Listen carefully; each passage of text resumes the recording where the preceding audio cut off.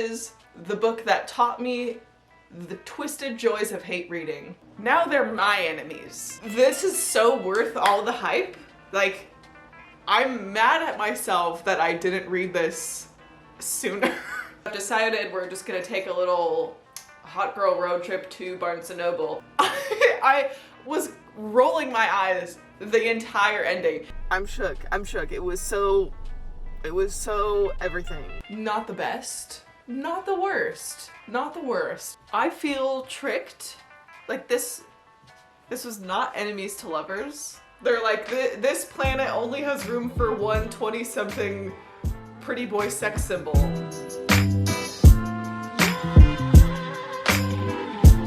Okay. Hi, welcome back to my channel. Welcome if you are new here. Today, we are starting a brand new series. Not that I do series anyways. We are starting a series. I want to do more like themed vlogs, right? Like I love watching those kinds of videos, but at the same time, I don't want to force myself to read things just for the fun theme that I don't actually want to read outside of that theme. So then I brain blasted this idea. That's probably not my original idea, but we're gonna do it on this channel anyway, where I will just niche down certain things to where they're oddly specific and similar to each other, and that's what we will read in these vlogs. So the first one that I want to do, if you clicked on this video, you obviously know, but is a romance, but oddly specific, where it's the booktok favorites, enemies to lovers, traditionally published cartoon illustrated covers. That's the oddly specific vibe that we are starting off with. And I have two of them that I physically own that I found both used locally, which we love that. And the other two I have on loan from the library. So we are just absolutely crossing things off the TBR.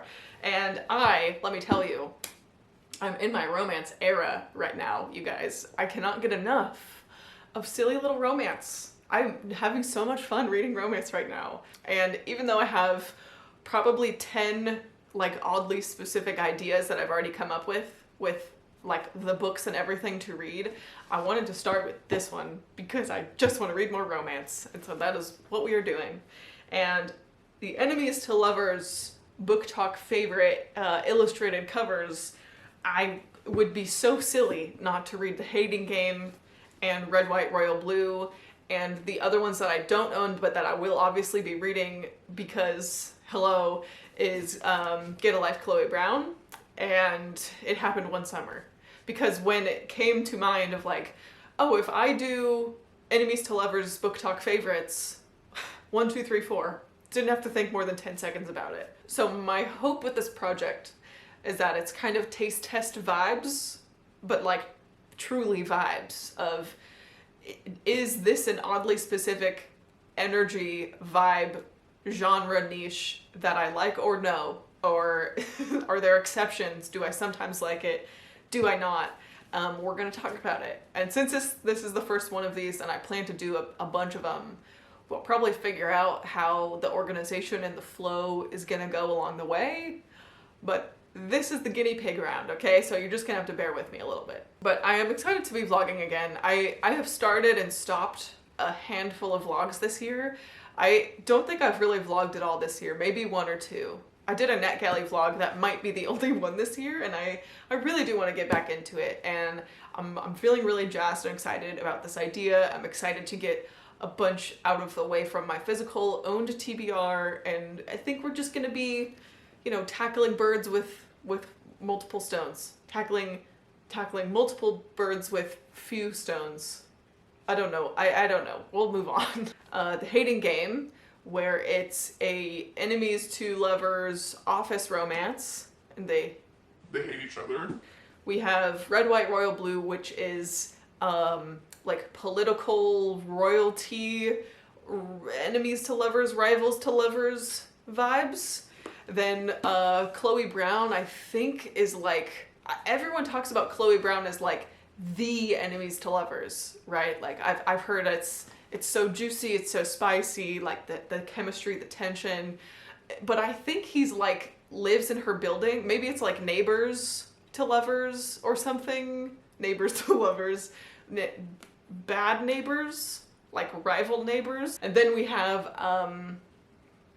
It Happened One Summer, and I know it's enemies to lovers, but I don't actually know anything other than it's compared to Schitt's Creek, or even maybe so much as like a Schitt's Creek retelling, in which case it's gotta be Alexis Rose and one of her many love interests, which would make sense. So maybe it's like rich girl and like country boy, enemies to lovers tension.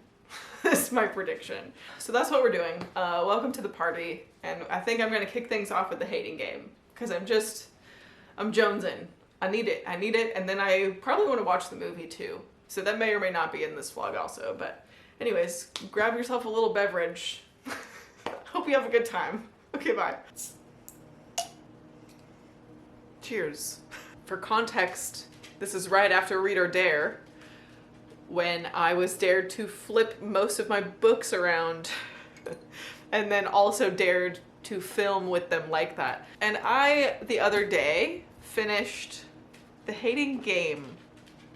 Yo, this was so good. This was exactly as good as everyone has said. And I think, this is my hypothesis, I think that it's gotten so much love that it has now tipped over into the territory of being cool to not like this book. You know what I mean? Like when books get really popular, then it becomes cool to hate on them. And I pun intended. And I get that, and it's okay if you don't like it. But if you don't like it because you think it's overrated, I think you're wrong. I think it's perfectly hyped. I think it is one of the best romances I've ever read. Sorry. I think it's that good. I really do. 5-star romance. This made me fall in love with the genre. Like, I've read I'm not the romance expert, but I am in a romance mood right now because of The Hating Game. Like, I've read some good romance recently, but it didn't send me on this tailspin of wanting nothing except to fill the hole that this book just created in my life. Like, I want more of this, specifically. So I thought I would just have a little ladies' night, just me and Sunday. Wes is helping a friend move, and I am going to tidy up my house just a skosh. Like just enough to feel relaxed, nothing crazy. Just a little brief power clean. And then I'm gonna make popcorn, I'm gonna drink this beer, maybe open a bottle of wine if we're feeling wild. And I'm going to watch the Hating Game movie, and I hope that it's good. Scratch that. I don't need it to be good. This was good. I just need to be entertained. Like, I want it to be a satisfying adaptation. I don't need the movie to blow my mind. That was already, we checked that box. I just want to have a little bit more. I just need the Hating Game itch to be scratched.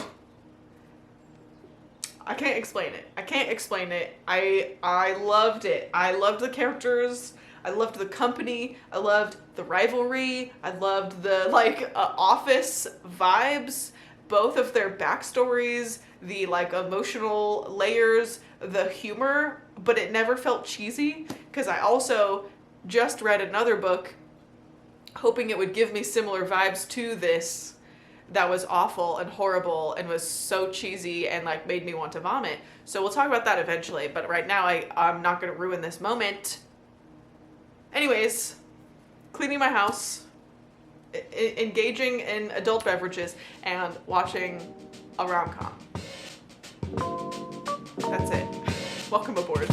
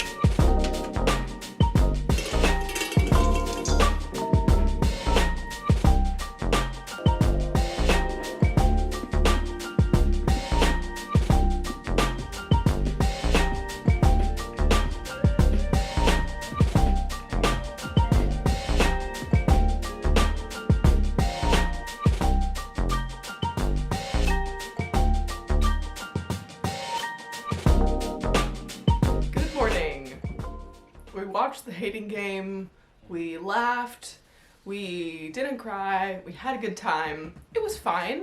Okay, like, it was fine. I feel like it was an okay adaptation. Not the best. Not the worst. Not the worst. My problem with the movie was, like, I felt like all of the good relationship building, like, mushy, gritty part, like, the whole middle chunk of the book was just gone. Like, they just rapidly became enemies to lovers, you know, where the book really takes its time. You know, like, there's all of these little tiny baby steps in between points A and B, but the movie really skipped over all of that. And I think that's what left me feeling kind of meh about it. But The Hating Game in general, I loved it. I loved it. I'm trash for it. Don't care. Obsessed. And my plan today, I'm about to leave for work.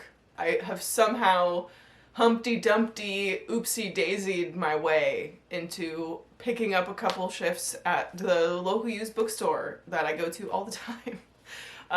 We girl bossed a little too close to the sun, but yeah, so I'm helping out there right now, and it's a great time. Like, zero complaints. And I'm gonna start Red, White, and Royal Blue. But before we move on with our day, I feel like I want to talk about this other book that I read hot off the heels of The Hating Game, because if I don't talk about it now, I'm never going to talk about it, which would actually be great for all of us, but we're doing it for the content, alright?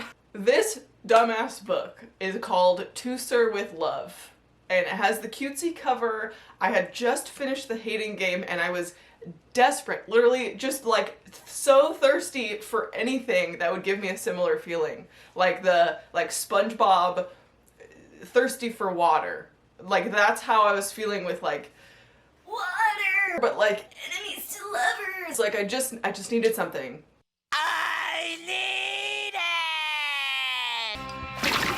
it. So I went on to Libby. I come across To Sir with Love, and it's about this woman who owns a champagne wine shop in New York City, and this guy who's like mysterious and wealthy and powerful, and I don't know.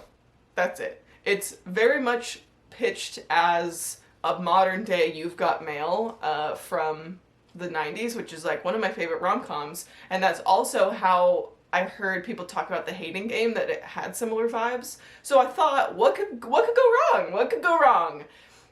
A lot. So instead of it being email that they exchange their pen pal anonymous letters, there's this dating app. I can't remember the horrible name, but it had something to do with mates, which is already like a non-starter. The tagline I do remember of the dating app is love at no sight.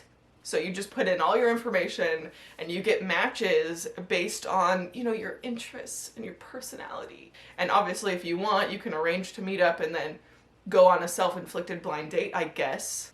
However, our main hero, she signs up for this app because, as we're told 5,000 times over the course of the book, she's a hopeless romantic. And every single person in her life is like, girl, you're messaging who on what app? Like, maybe that seems kind of sketch. I was so not impressed with this book.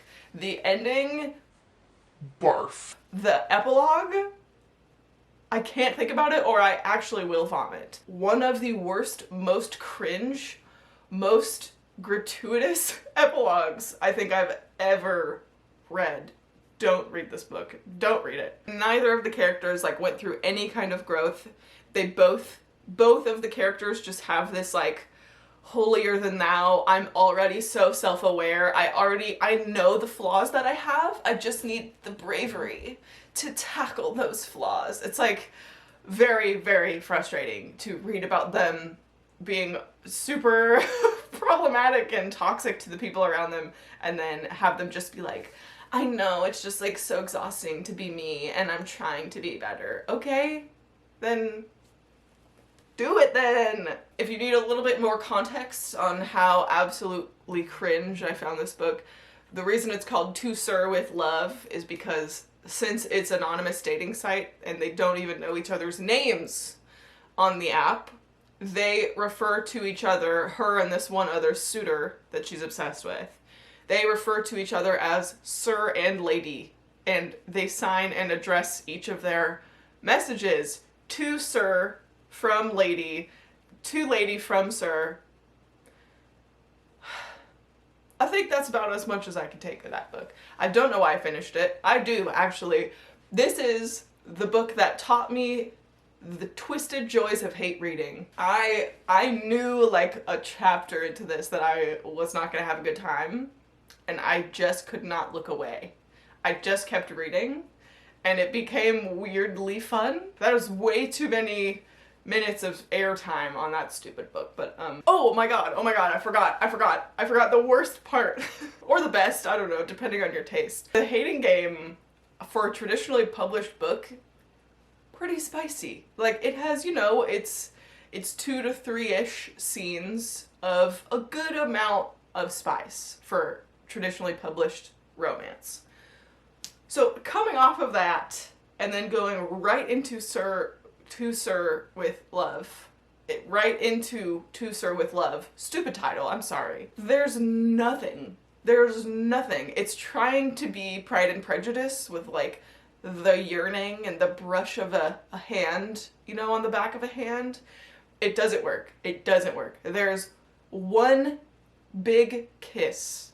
That's literally it. One very public kiss, I might add. Like a whole, no, now I'm thinking about the ending and I can't do it. That's it. That's To Sir with Love, and I hated it so much. Okay, on that note, yeah, I'm gonna start Red, White, and Royal Blue today, which I think I am the only person left on this earth yet to read this book. If somehow you are under the same rock as me, this is about the son of the President of the US and a Prince of Wales, I think, somewhere across the pond. It actually says an actual Prince Henry across the pond, so I guess that's what we're going with. Don't know where he's actually from, England, Wales, whatever. They are publicly in good relations with each other, as they have to be, but behind the scenes are like arch nemesis rivals, I guess. Nice long update, Noelle. We're gonna go to work now. Okay, bye.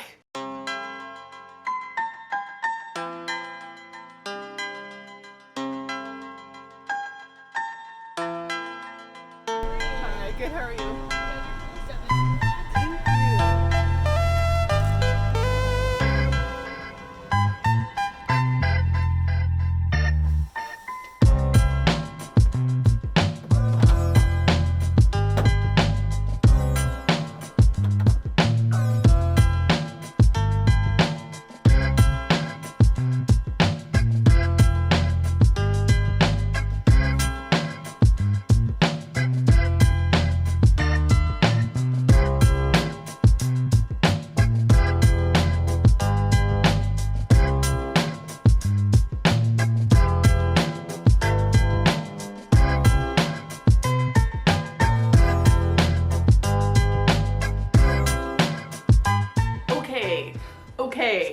Okay. First of all, I did film these clips out of order, kind of. I tried to film my review for this on the way to getting my hair done, drastically different. But it's pretty nonsensical. You can't really, I don't know, like words do not make sense in that clip. On my way to a hair appointment, and I'm pretty sure I'm not gonna be blonde afterwards. Yesterday, I finished Red, White, and Royal Blue. I'm shook. It was so everything. So we're just gonna do this calmly and collectedly once again about Red, White, Royal Blue. Where do I start with Red, White, Royal Blue? I don't know. I need to use my hands. This is so worth all the hype. Like, I'm mad at myself that I didn't read this sooner. This is so good. It was so good, as everyone said. And admittedly, I did give this 5 stars. But it took me a few tries to like pick it up and get into it. Because the first couple of chapters, I was like, oh man, it's giving strong American Royals vibes. And I hated American Royals. And the sequel was somehow even worse than American Royals. The dynamic and the people and the humor of the characters that we follow in Red, White, Royal Blue initially gave me that vibe, but I was very quickly happily proven wrong.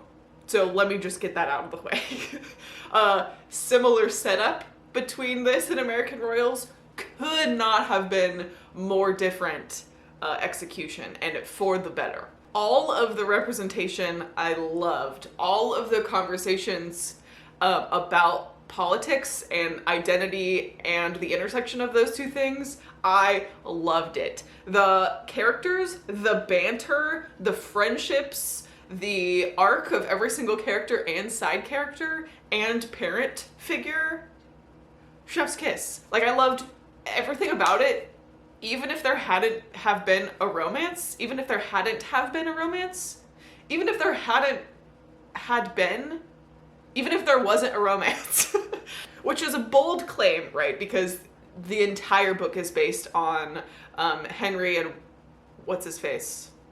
Alex. Henry and Alex's covert relationship. But like, I loved everyone. I loved everything else that also went on, which is, that's the 4 to 5 star bridge for me, is like, I loved the entire package, everything about it. And I don't have a lot of profound thoughts to say about this book beyond simply gushing about it. But the thing that sticks in my head the most when I think about this, because now refilming this clip, it's been a week or two since I've actually finished it, but it still feels so fresh and clear in my mind, like so forefront of my brain.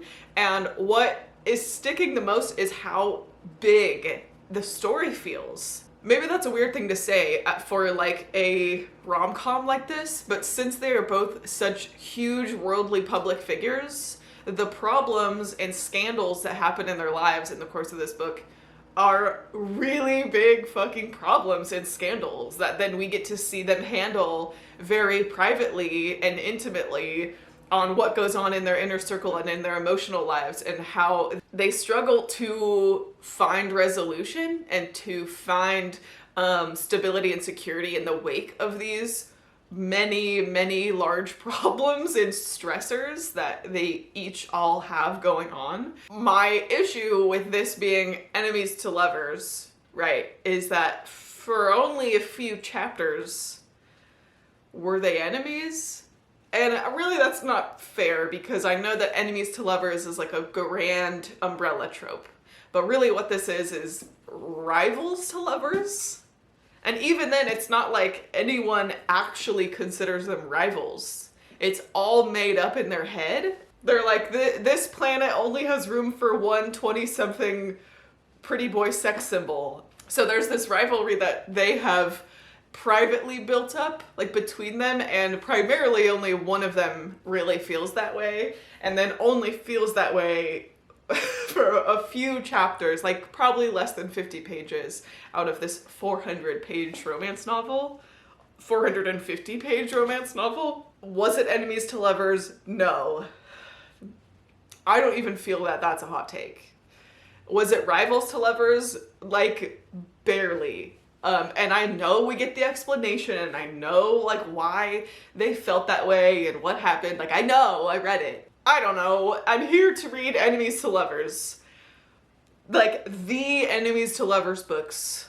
Okay, and I just feel like, was it that though? A secret rivalry that we've built up over a couple of years by both being the sexy son of someone in power in separate countries? I don't know, that's kind of weak shit. That's kind of weak. The next clip that you're gonna see is me reading Chloe Brown, because by the time I'm filming this clip, that's already happened.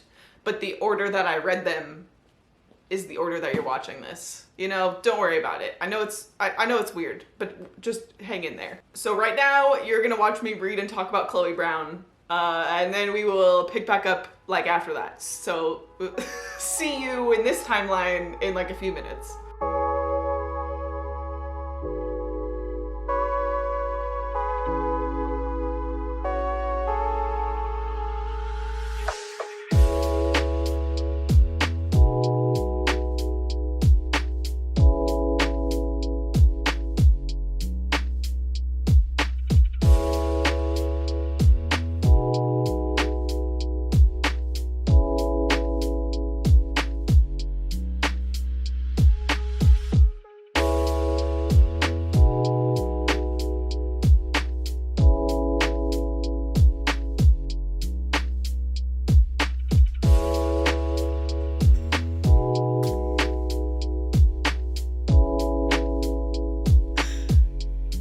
are so funny.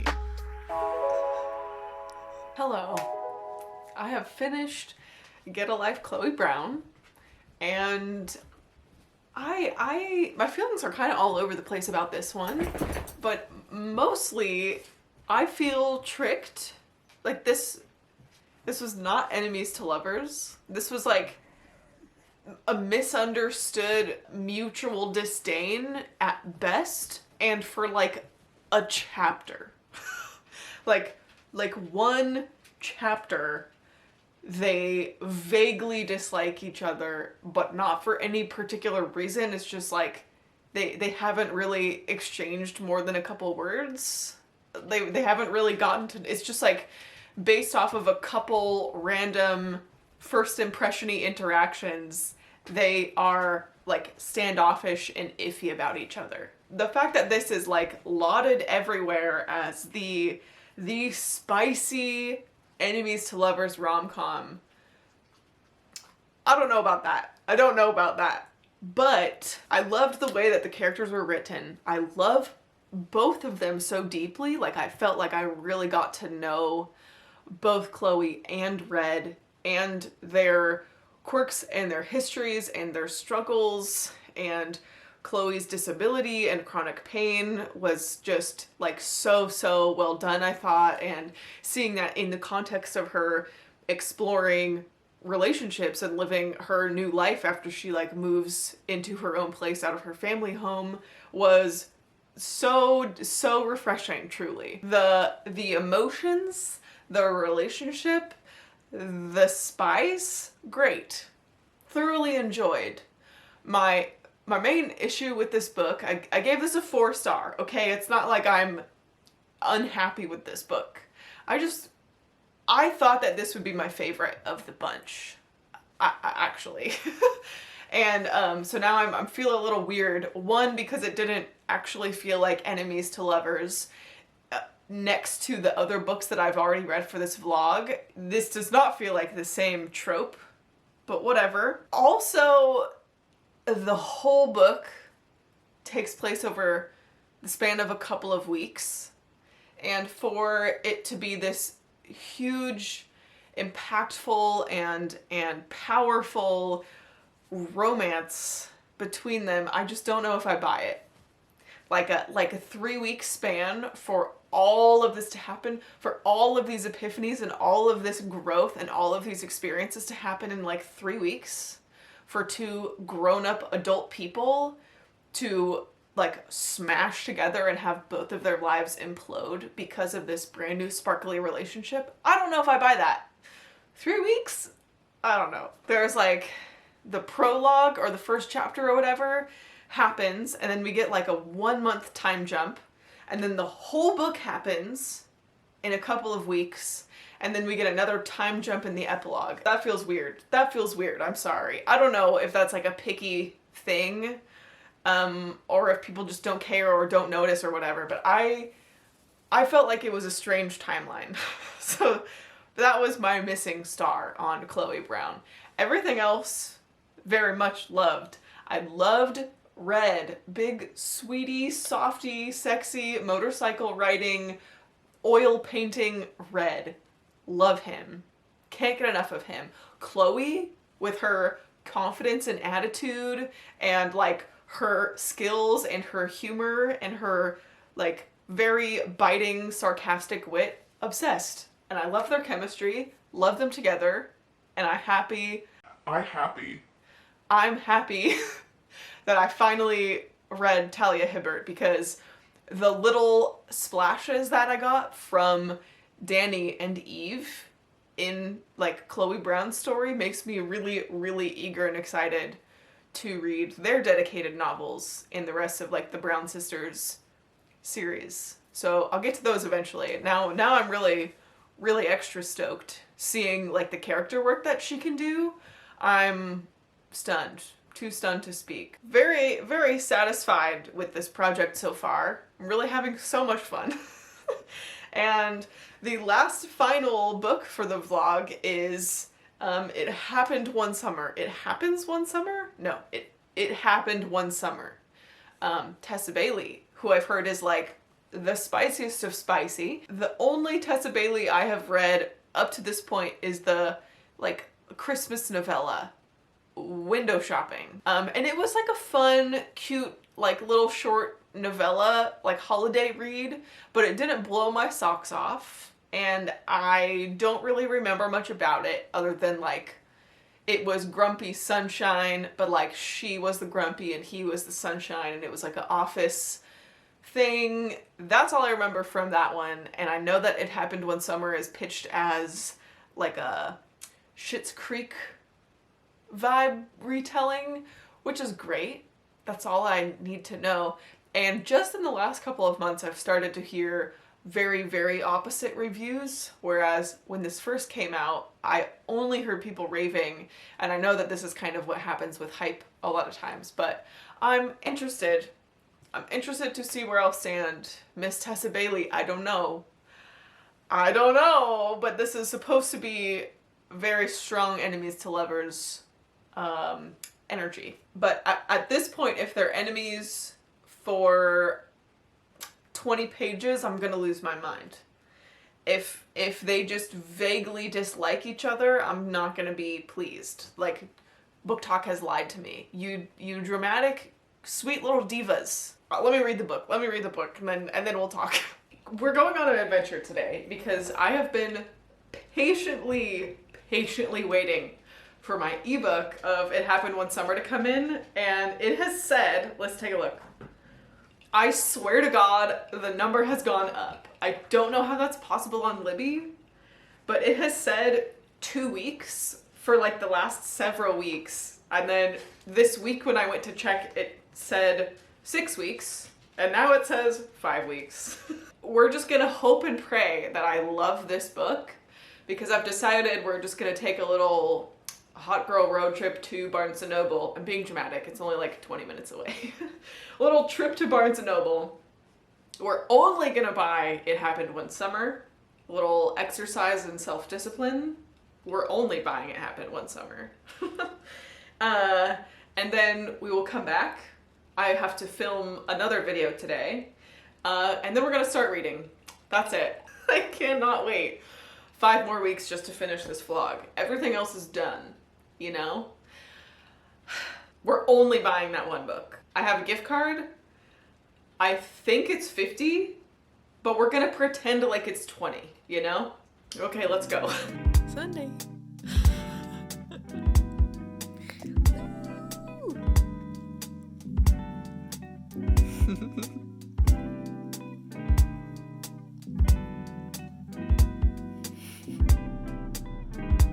My mom hates these sunglasses. Hi, Mom. Let's go.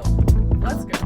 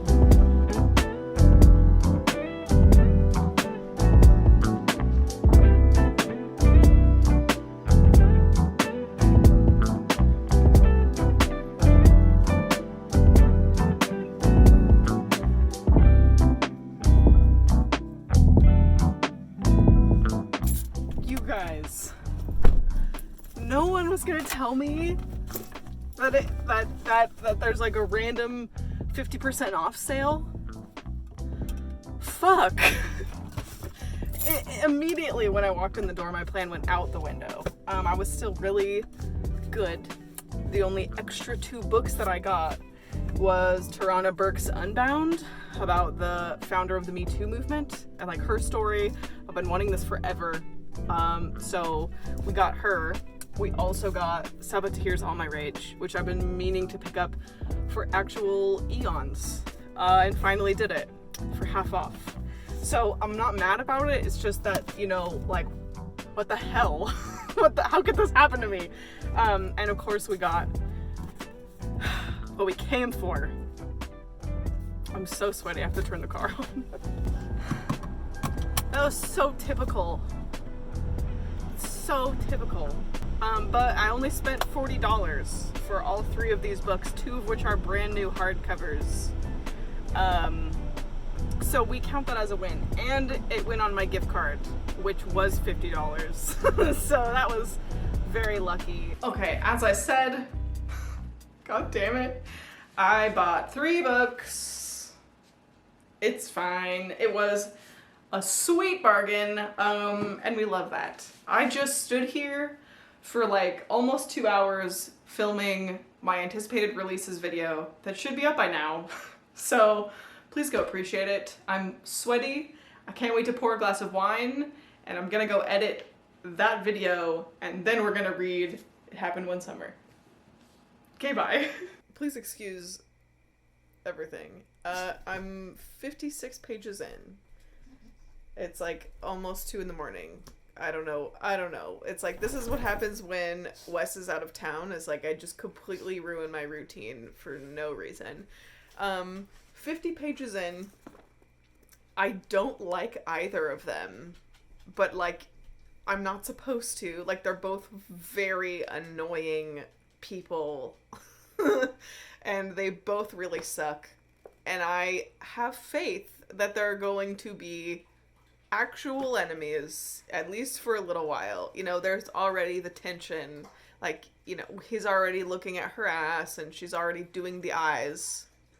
But like, we're gonna have some enemies moments. That's all that I want. And now Sunday is Thursday at 2 in the morning? This is what I mean. Like, how does she know?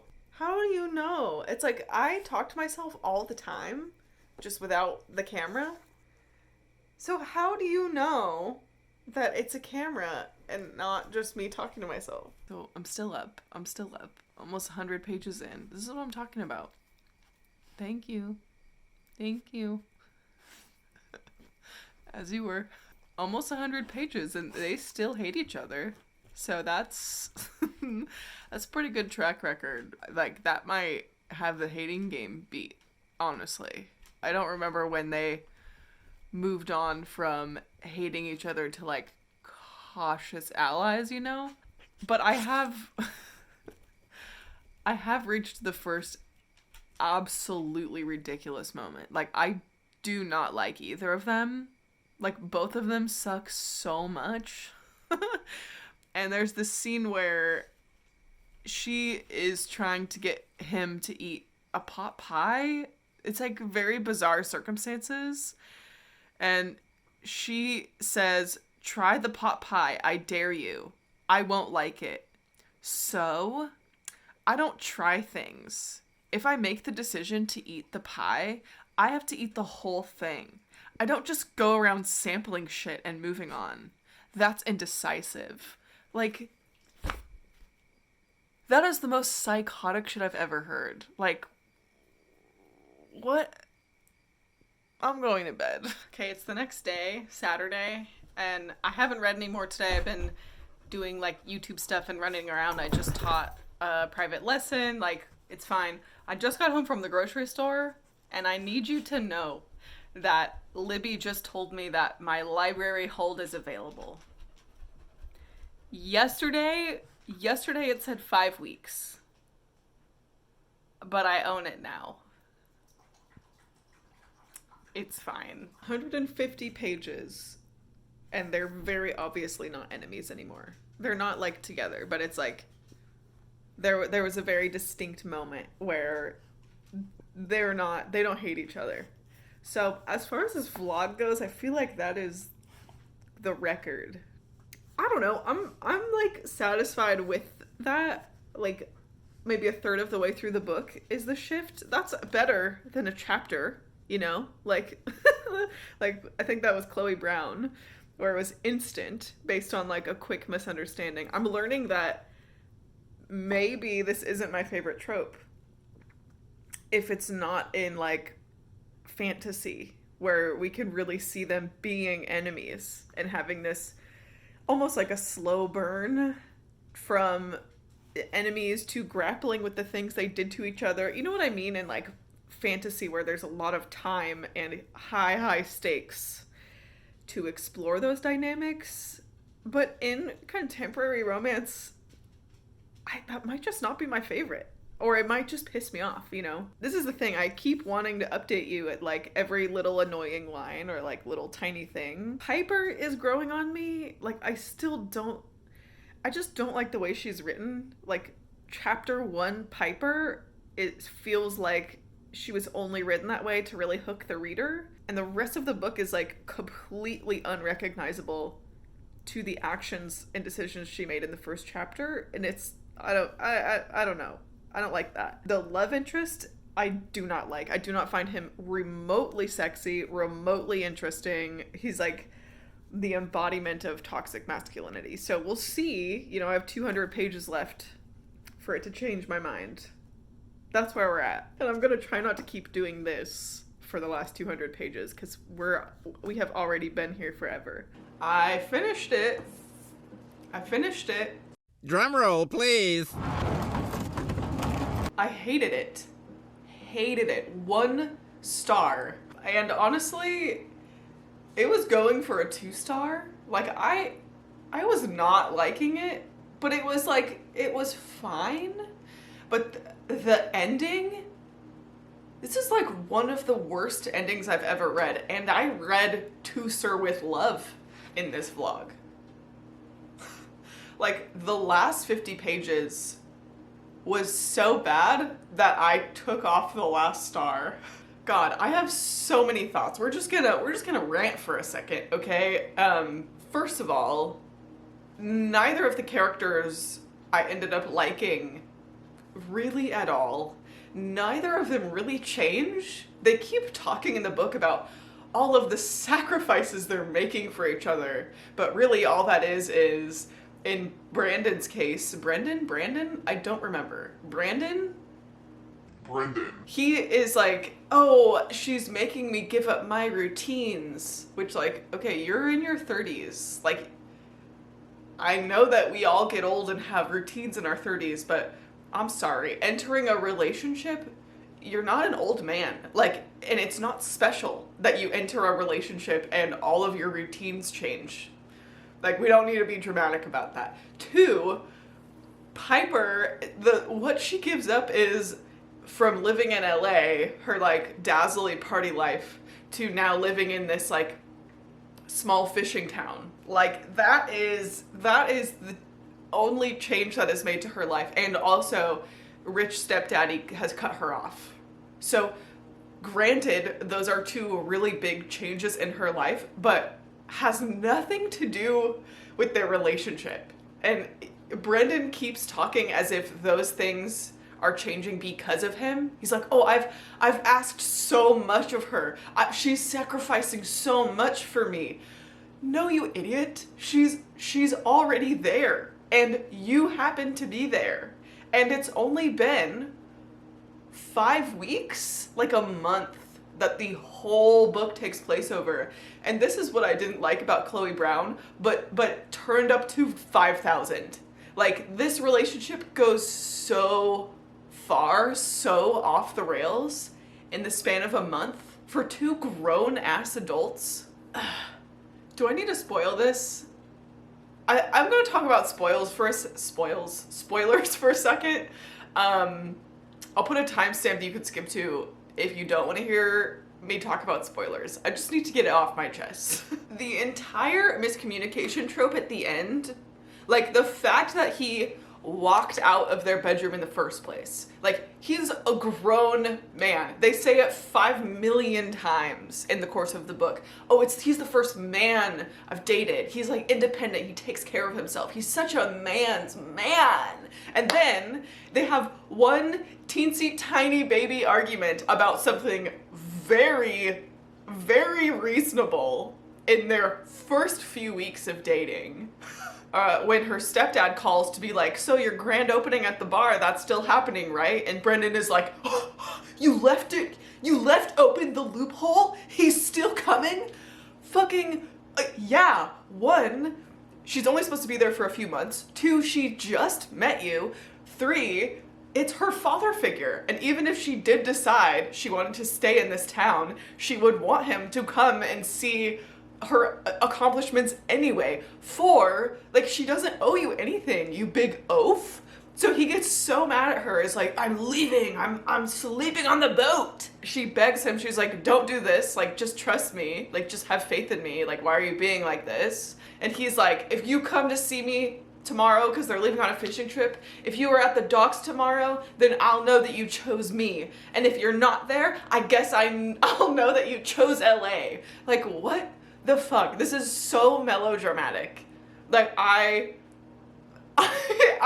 was rolling my eyes the entire ending. And then the course of events that happen after that, it's so bad. You guys, so bad. So bad. None of the characters are interesting or multifaceted at all. Like, they are all so boring. Hannah, the sister, her literal only personality trait is that she collects records. Like, bitch, that is not, like, what else? What else do you do? Who are you outside of collecting records? Oh, we get it. Brendan, his only personality trait is that he's a fisherman and he's a very serious man. And he was married and his wife died 7 years before the start of the book. And yes, there's like baggage and shit that goes on with that, of course. But another thing that I hated about this was, instead of using that to give Brendan this beautiful, like, finding love after grief storyline, they make it so that he's like, oh yeah, I never really loved my dead wife. We never really had passion. It was a fucking Jane Austen Victorian marriage of convenience, basically, so that he could have her dad's fishing boat. What the hell? Why did we have to go there? Like, that is so much worse than saying, yeah, I loved my first wife. Like, I thought she was my everything. We were perfect together. There was so much passion. I loved her. And now I've been mourning her, wearing my wedding ring for 7 years. But now that I've met you, maybe I'm ready. Maybe I'm ready to try again. That would be so much more powerful. Meanwhile, Piper is just like, oh my god, you like me more than your dead wife? Ah! I hated it. Not to mention, less than a month into dating, she moves in with him. No, her sister, like, puts the pressure on him, like, out of nowhere. And is like, hey, can we move in? You have a guest room, right? And he's like, of course I do. They randomly move into his house. Less than a month of them being together, they immediately start talking about kids, or they try to, and then it spirals into this argument. Like, I'm sorry. What is going on? I think that's the end of my spoilers, but the other thing that I want to say is that, like, the smut was really odd, I found. And granted, that's a hard thing to judge because it's so subjective, like, I get that, but let me put it this way. It's like, the smut in this book was on par with how I feel Sarah J. Maas writes her smut. And for some reason, in this context where they're both like normal, mortal, vanilla humans in a small town, it felt really, really odd for their smut scenes to be written in the way that they were. Strangely enough, like, this was enemies to lovers. Like I told you before, it was over 100 pages and they still hated each other. And then they became, you know, lovers. But now they're my enemies. Like, I cannot overstate how deeply I hated both of them. And Piper, because I just felt like she was written so inconsistently. That, I think I also hinted at this before, but the first chapter is so different and makes her seem like such a different person than we get for most of the rest of the book. And there's little pieces in between that just, it feels like Tessa Bailey wrote her personality for convenience depending on the scene or depending on what she wanted to go on with their relationship. She would just give Piper a new personality. I don't feel like either of them went through any growth other than like the very, very obvious. But the other books I read in this vlog have so much more going on under the surface that to read this side by side with all of them was like, what was the reason? Like, why did I just read this? I can't believe that I went out of my way to purchase and own this and then immediately got the library copy the next day. Like, of course that happened to me. Wow, there's so much world to see outside of LA. Oh my God, a mountain man, a fisherman. Oh my God, I don't check my phone as often.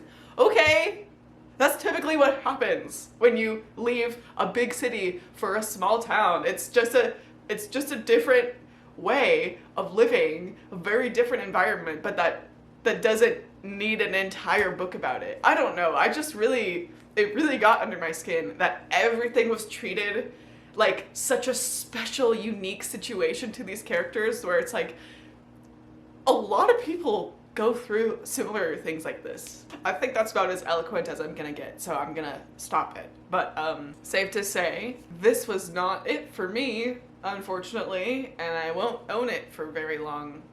That's for sure.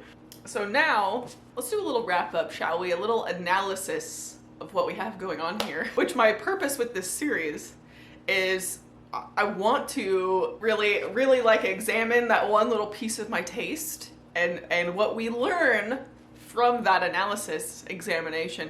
And boy, did I learn something about my taste. These are the ones that I own now. And I also read To Sir with Love, hated, also 1 star. I can't believe I had 2 1 stars and 2 5 stars and a 4 star in this vlog. And Chloe Brown was the 4 star. 5 books that I've seen TikTok recommend as enemies to lovers that are all traditionally published and have a cartoon illustrated cover. That is the oddly specific niche we were going for in this vlog. We got to talk about enemies to lovers in traditionally published romance and how I feel like TikTok discusses them. Because boy, did I learn some things. Most notably and interestingly being that I don't think I'd like enemies to lovers. Oh shit! At least not in the traditionally published rom-com way. I love enemies to lovers in like longer series, in fantasy worlds, in sci-fi, even like historical fiction, like big series where we can really see the history and the effects of them being enemies with higher stakes. Like having a proper phase of being enemies and then processing that as cautious allies. And then the next phase is like very tentative brand new friends. And then the next phase is, oh, we're attracted to each other, let's bang. And then the phase after that is like, oh, we're in love. Like that's the arc that I want to happen when I read enemies to lovers. And I think it's a little unfair of me to expect that rom-coms, like 300-page rom-coms, can really go through all of those, you know? I think the one that got the closest to that specific spectrum was The Hating Game, which is why I gave it 5 stars, because I was like, yeah, this is enemies to lovers. And then all of the rest of the ones I read was like, this does not feel like enemies to lovers. Okay, so that first of all is, you could take the rest of this with a grain of salt, knowing that we have learned that I don't think this is my favorite rom-com trope, which is interesting. I didn't think I would like split apart the tropes that I like into genres, right? So we learned that. And I think that now I will be gravitating more towards friends to lovers in the next few romance that I read, because I have a feeling that might work better for me, because I don't like that in fantasy series. Like I don't like when the main character's right-hand man like suddenly, you know, has a crush on her or has had a crush on her their whole fantastical lives. But I might like it in traditional rom-coms. So that's a future experiment. The other thing, as far as like TikTok recommending these, because I watched a great YouTube video the other day. I'll find it and link it below. It's called something like BookTok is a Cult, or the Cult of BookTok, something like that. And you know that I love looking at things and unpacking their like culty elements, right? And her argument was basically like TikTok has this issue of having groupthink or piling on top of other people's opinions about the books on BookTok, especially having to do with this leading to a problem of misrepresentation of the way that they talk about books, which I think is valid and understandable because it's a very immediate gratification platform. It's super quick, it's super fast paced, and it's very aesthetic at the same time, right? A lot of things that YouTube does not lean as heavily on. Instagram is probably in between, and blogs are like the complete opposite side, where it's not instant gratification, it's not aesthetic, it's just reviews, right? It's just getting to the most honest core of what those books are, what those topics are as possible. I think as far as your book review platform of choice, like that's how I would organize them. So that being said, I understand that TikTok is like, in a quick video, you want enemies to lovers, it's about quantity, let me give you a bunch. Here's the enemies to lovers that we love. Boom, boom, boom, boom, boom. I get it.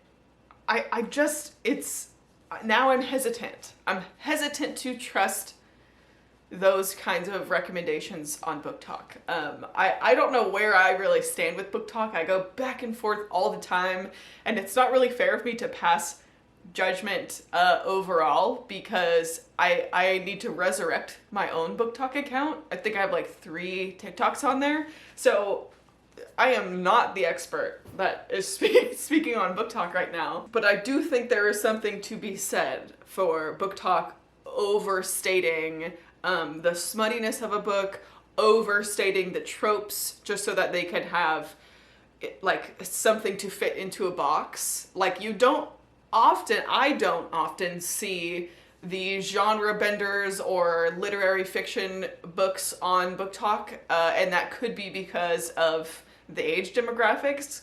I think it's more has to do with not knowing how to classify those books. And when I do see them, it's like books I never see anyone talk about, or books that don't have a genre, or weird books, which is still putting them into a box, you know? And I'm guilty of that. I have videos that I've also put those things into boxes, but TikTok just has this love of categorizing things, I think. And trust me, the irony is not lost on me that I'm talking about this in a video where I very specifically and forcefully created a narrow category for myself. I get it. Having the labels, having the categories and the tropes and the this and that, I think is something that TikTok really, really leans heavily on and uses to decide books that they're gonna like, books that they're gonna recommend, books, you know, planning their content. Illustrated covers, traditionally published enemies to lovers rom-coms on BookTok. I completely understand why all of these were recommended, except for To Sir with Love, because to be fair, that one I did pick up trying to fill a void that the hating game left. But these 3 plus Chloe Brown, those are the 4 that I see come up often in under that umbrella. Most of them worked out okay for me, even though I don't think I love the enemies to lovers thing. As far as a track record, I'm being really harsh on BookTok right now, but I did like most of them, right? Like except for this one, these 2 are both 5-star reads. And I really loved Chloe Brown too. That was a 4-star read. And the other one wasn't a BookTok book. So that's a 75% success rate, at least from the ones that I picked out. So all of this to say, I just don't know what to think. And I think I'm going to be a little bit hesitant as far as the smuttiness discussions, the tropes that are recommended, but the books themselves, it was fine. Like objectively, 75%, 3 out of 4 is a pretty solid, right? So I guess what I'm saying is, thanks BookTok. right? Wrapping up this vlog, I had so much fun making this vlog, and I have so many more ideas for like oddly specific vlogs. If you have any ideas or types of books or genres or a specific book that you want to see me read, this is the place to let me know, because I can fit it into an oddly specific video of some kind, because I could totally see myself doing a bunch of these. I have another one already halfway done as we speak. So this, I think, is just the perfect way to get myself to read books I'm already actively interested in, but just grouping them into little specific piles. My ranking for the 5 that I read in this vlog would be Red, White, and Royal Blue, #1, then The Hating Game, then Chloe Brown, and then between the 2 1-stars, I think I'm gonna put It Happened One Summer between, and then To Sir With Love.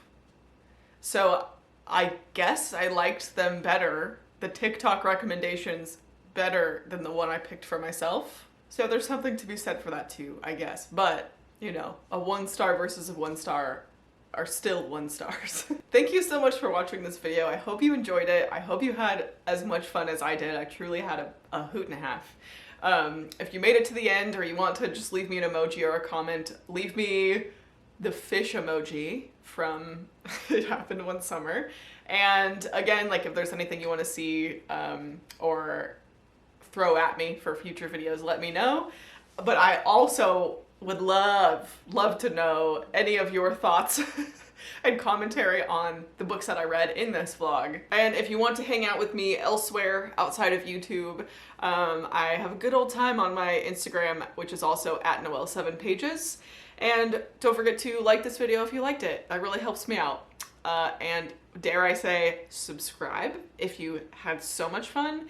And if you want to be notified when I upload, because I know my upload schedule has been wacky recently, you can hit that notification bell. Would appreciate it. Alrighty, I think that'll do it. Thank you for watching. Give your dogs a hug for me. And I will see you very soon. Love you, bye.